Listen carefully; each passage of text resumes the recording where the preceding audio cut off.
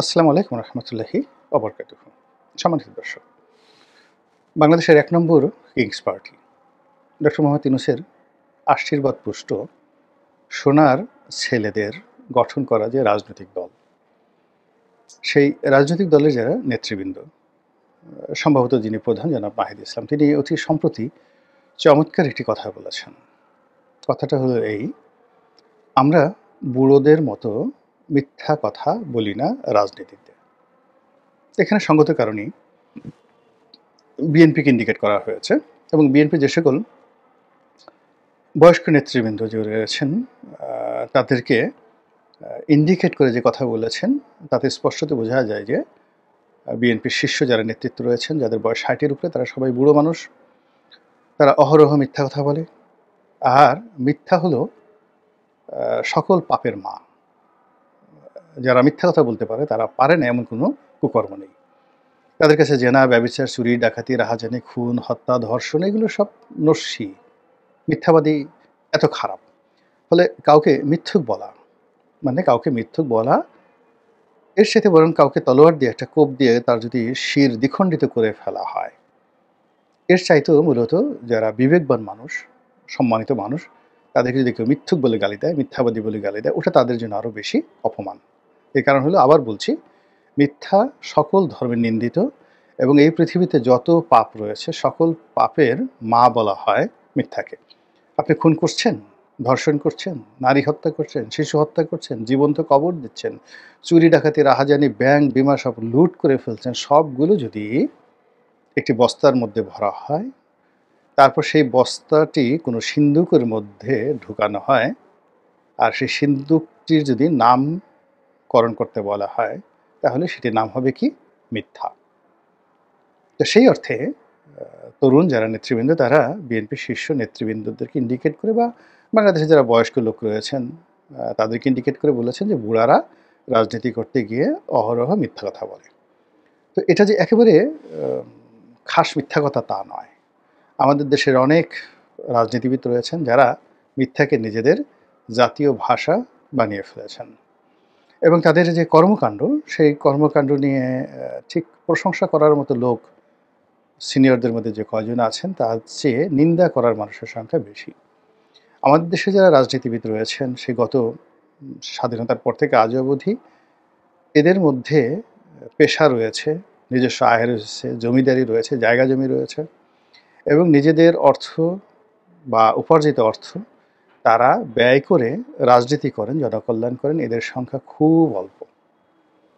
বেশিরভাগ রাজনীতিবিদ তারা জীবনের শুরুতে একেবারে তাদের পকেট শূন্য থাকে।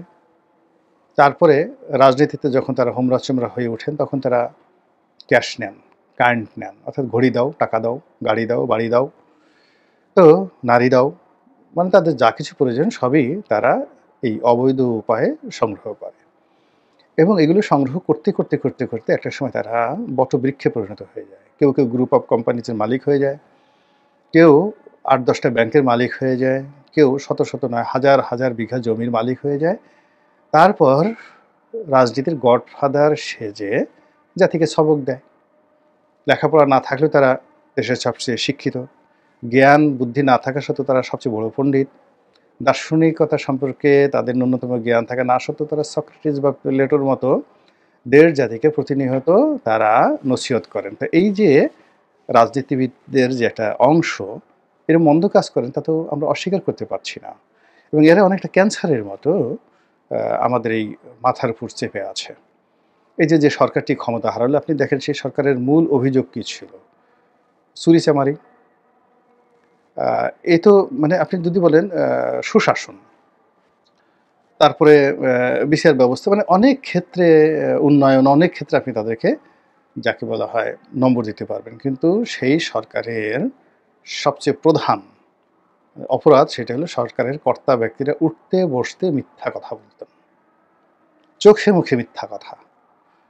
নিজেরা মিথ্যা কথা বলতেন, মিথ্যা তথ্য দিতেন, অপরকে মিথ্যাবাদী হিসেবে তারা সাব্যস্ত করতেন এবং দেশ জাতির কাছে সবসময় একটা মিথ্যা নাটক তারা উপস্থাপন করতেন। সেটা জঙ্গি নাটক হোক কিংবা জঙ্গি বিচার হোক কিংবা যুদ্ধ অপরাধের বিচার হোক। এখানে মিথ্যার ব্যাসাতে ছিল অনেক বেশি। ফলে এই মিথ্যার কারণে কি হলো?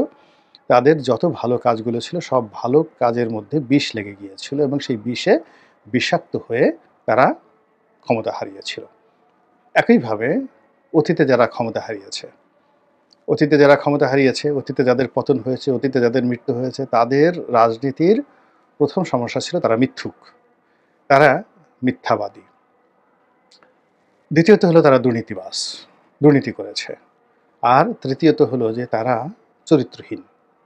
তাদের কোনো রকম নৈতিক চরিত্র ছিল না। বাপ মা ছেলে সন্তান থেকে শুরু করে যা কিছু বলেন কোনো জায়গাতেই তারা একটা মিনিমাম স্ট্যান্ডার্ড বজায় রাখেনি। ফলে তাদের সেই পতন হয়েছে। কিন্তু আমরা কখনোই তাদেরকে ইন্ডিকেট করে কোনো কথা বলার সাহস আমাদের ছিল না। কিন্তু এখন এই যে যারা কিংস পার্টি করেছেন তরুণ, যাদের বয়স এখন ৩০-এর মধ্যে বা ৩০-এর নিচে, টগবগে রক্ত, তাদের ভুল হচ্ছে, ভ্রান্তি হচ্ছে, অন্যের বুদ্ধিতে হয়তো তারা চলছেন, ১০টা কাজ করতে গিয়ে ৫টাই ভুল করে ফেলছেন। কিন্তু সঙ্গে, সঙ্গে আমাদের পুরো রাজনৈতিক বিধি ব্যবস্থাকে কিন্তু তারা চ্যালেঞ্জ জানিয়ে ফেলেছেন। এবং সেই চ্যালেঞ্জ জানানোর কারণে কি হচ্ছে, রাজনীতির হিমালয় বলতে যা বোঝায়, রাজনীতির গ্রেট ওয়াল বলতে যা বোঝায়, এই যে ধনিক শ্রেণী, বণিক শ্রেণী, তারপর অভিজাত শ্রেণী, বয়স্ক শ্রেণী, শিক্ষিত শ্রেণী, আমলা, কামলা সবাইকে এই তরুণরা কিন্তু রীতিমতো চ্যালেঞ্জে ফেলে দিয়েছেন। সবাইকে তারা খোঁটা দিচ্ছেন, সবাইকে তারা টিটকারি করছেন। দেখেছি তোমরা কি করতে পারো। যেমন দেখা গেল যে বিএনপির বড়, বড় নেতা একেবারে ইন্ডিকেট করে তারা খোঁটা দিচ্ছেন যে, এই তোমরা এত বড় বীরত্ব দেখাচ্ছ, আমাদের কারণে তো তোমরা এখন নড়াচড়া করতে পারছো, আমাদের কারণে তোমাদের মামলা মোকদ্দমা থেকে তোমরা রক্ষা পেয়েছো, বড়, বড় কথা বলতে পেরেছো, তোমরা বিদেশে ছিলে, আমাদের কারণে বাংলাদেশে আসতে পেরেছো, তোমরা দেখা বলে যে কি বলবো, বাড়ির সামনেতে তোমাদের একটা বিরাট বালুর ট্রাক ছিল তোমাদের নেত্রীর, সেই বালুর ট্রাকটা সরানোর মতো মুরুদ তোমাদের হয়নি, একটা লোক সেই বালুর ট্রাকটা দেখার জন্য যেতে যেদিন সাহস পায়নি, এই তোমাদের সাহস শক্তি, আর সেটা নিয়ে তোমরা আমাদেরকে চ্যালেঞ্জ জানাচ্ছ। এই কথা তারা কিন্তু মুখের উপর বলে দিচ্ছে। এবং একই সঙ্গে রাজপথে তারা যেভাবে সেই তাদের রাজনৈতিক প্রতিপক্ষকে আক্রমণ করছে, জলে, স্থলে, অন্তরিক্ষে, রাজনৈতিক কৌশলে, তারপরে শেষে গালাগাল করে, বিভিন্ন রকম ট্যাগ দিয়ে, এই যে আপনি ধরেন টিনের ছেলে কাউয়া বা ১, ২, ৩, ৪, এরপরের যে বাক্যের অংশটি এখন তো বাংলাদেশে মশহুর হয়ে গেছে। মানে এটা জয় বাংলা স্লোগানের চাইতেও মানে বেশি সারা বাংলাদেশে কিন্তু এই স্লোগানটা এখন রীতিমতো মানে ভাইরাল হয়ে পড়েছে। এখন এই যে স্লোগানটা তারা দিল, এই স্লোগান দেওয়ার জন্য তাদের সাহস করতে হয়েছে এবং তাদেরকে চিন্তা ভাবনা করতে হয়েছে এবং এই স্লোগানটা কিন্তু তারা এখনও ক্রমাগত চালিয়ে যাচ্ছে। ফলে এটা কিন্তু আমাদের রাজনীতির জন্য একটা বিশাল টার্নিং পয়েন্ট, নাম্বার 1। নাম্বার 2 হলো এই তরুণরা বাংলাদেশের প্রধান যে রাজনৈতিক দলগুলো রয়েছে, বিএনপি এবং আওয়ামী লীগ, তাদের মধ্যে আতঙ্ক সৃষ্টি করে ফেলেছে। তাদেরকে বলতে গেলে মাথা নোয়াতে বাধ্য করা হয়েছে এবং যে কাজগুলি বড় রাজনৈতিক দলগুলো করেনি সেটা হলো তরুণদেরকে কখনো তারা মানুষ হিসেবে মনে করেনি। নিজ দলের অনেক মেধাবী তরুণ যারা আছেন বা ছিলেন, তাদেরকে কখনো তারা বসতেও বলেনি। সেই অহংকারী যে রাজনৈতিক নেতৃবৃন্দ, তারাই এখন এই যে বিপ্লবের যারা ৩০ বছরের নিচে যুবক আছেন, তাদের সঙ্গে একটু হ্যান্ডশেক করার জন্য, তাদের সঙ্গে একটু কোলাকুলি করার জন্য, তাদের অফিসে গিয়ে অনেকে বসে থাকেন।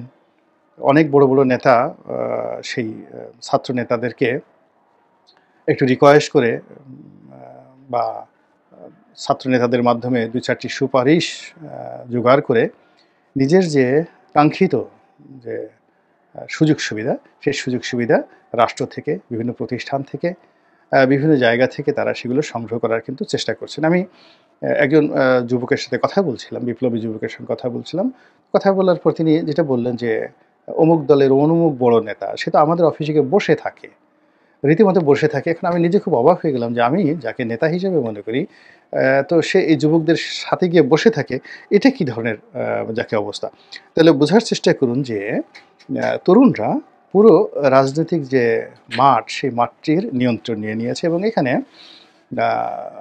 বড় দুটো রাজনৈতিক দলকে রীতিমতো ঐতিহাসিক চ্যালেঞ্জে ফেলে দিয়েছে। এর কারণ হলো তারা এই বড় দুটো রাজনৈতিক দলের পরিবর্তে বাকি যে ইসলামী দলগুলোকে, জামাত ইসলামী, চরমোনাই, তাদেরকে যেভাবে তাদের পক্ষে নিয়ে এসছে এবং এই বড় বড় দলের মানে চরমোনাই এবং যাকে বলা হয় জামাতের মতো বড় বড় দলের যারা বড় বড় নেতা, যাদের সিনিয়রিটি আছে, গ্রহণযোগ্যতা আছে, তাদের মুখ দিয়ে বিএনপি এবং আওয়ামী লীগকে টার্গেট করে যে সকল কথা এই যে তরুণরা এটা বলিয়ে নিচ্ছে, এর ফলে কি হলো, রাজনীতিতে রীতিমতো কানামাছি ভো ভো খেলার যে রীতি, এটা শুরু হয়ে গেছে।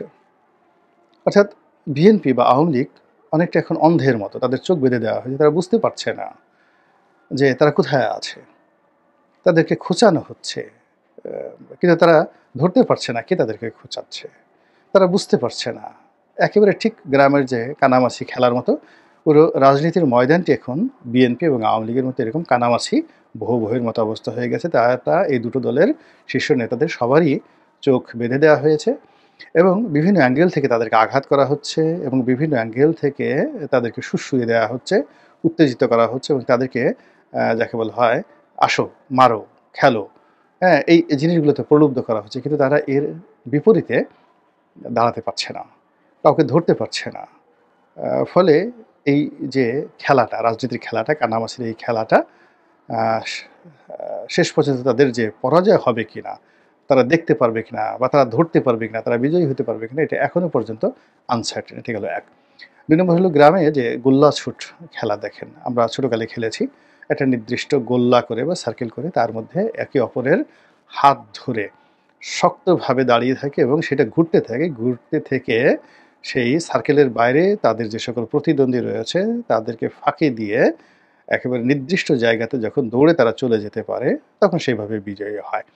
তো সেক্ষেত্রে বর্তমানে যারা তরুণ নেতৃত্ব রয়েছে, সেই তরুণ নেতৃত্ব যেভাবে একজন আরেকজনের হাত ধরে দেশের প্রধানতম রাজনৈতিক দলের বিরুদ্ধে যারা আছেন তাদেরকে একই বৃত্তের মধ্যে, গোল্লার মধ্যে যেভাবে এনেছে এবং যেভাবে সার্কেল করা হচ্ছে চারিদিক থেকে, এটা তাদের রাজনৈতিক যারা প্রতিপক্ষ, সেই প্রতিপক্ষের নিঃশ্বাস প্রশ্বাসের সমস্যা হচ্ছে এবং তাদেরকে যেভাবে দৌড়ের উপর রাখা হচ্ছে, বিভিন্নভাবে দৌড়ের উপর রাখা হচ্ছে এবং যে কৌশলগুলো করা হচ্ছে, সেই কৌশলে তাদের চোখ, পঞ্চেন্দ্রিয়, হাত, পা রীতিমতো ক্লান্ত হয়ে যাচ্ছে।